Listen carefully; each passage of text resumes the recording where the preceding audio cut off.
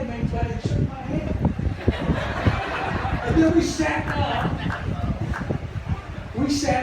And we talked about quotes.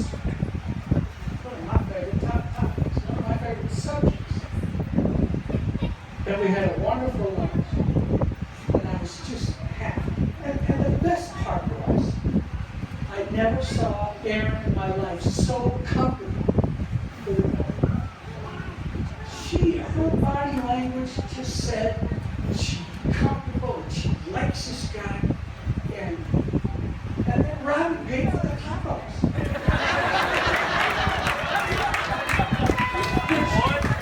which really impressed me.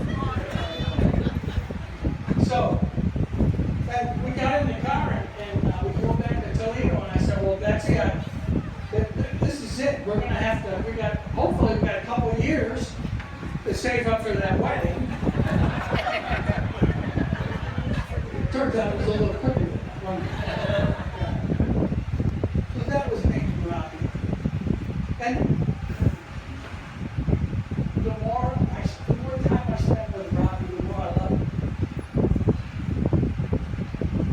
Yeah, he's great. So then now we're to the part where we met Erin Grubb-Casho.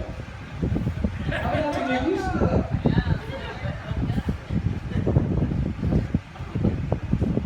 So it's August 31st, 1987. And I remember Betsy was out of sorts that day. She was having kind of a tough day. She was a little hard to deal with.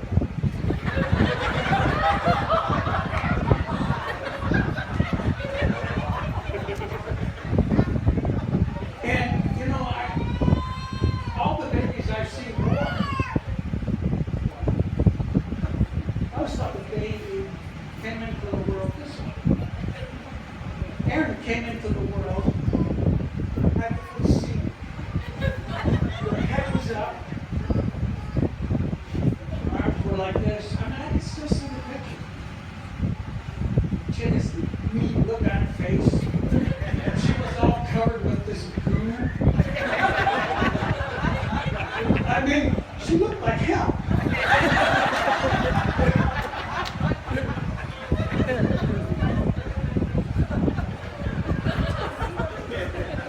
And they cleaned her up, and eventually they put her in my arms.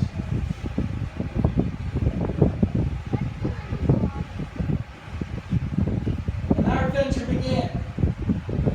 I loved being a dad. I always loved being a dad.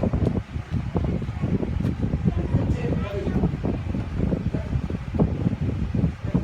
And driving, and all the things that you do with your dad. I like to take her to Jackie's house, and take her to Stephanie's house, and drop her at the movies, and pick her up. Because hanging around with her was cool. I can tell a lot of stories. I'm not going to tell the Ed Soder story. I'm going to tell the name. That was the first time I met Erin Grubb.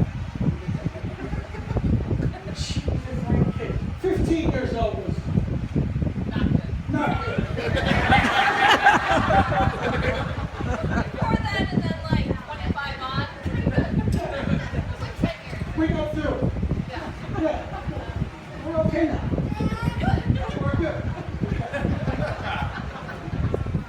When Erin was working, she was in grad school.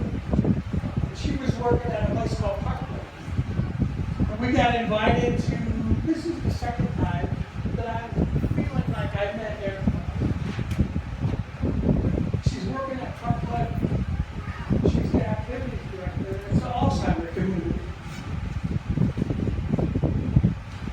And they're having, and I'm not going to tell the details of this right now. It was a veteran's party. My doctor said, don't let the truth stand in the way of a good story. But just detail. What do you mean? It's okay. It All was right? a party. So I'm not making this up. But we go there for an event. And a guy's going to come say, I think he was going to say Christmas. And so we get there early, Betsy and I. And there's a lady at the table. And she's folded up and her shoulders are up and her head is down. And she's frozen. She's frozen. Afflicted.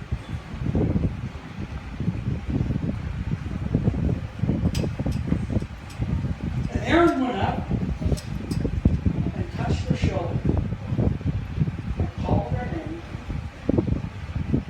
And the lady uncovered.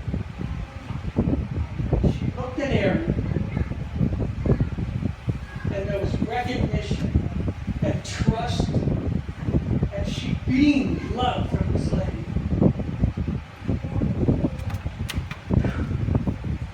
And Erin just gave back. She just flowed back.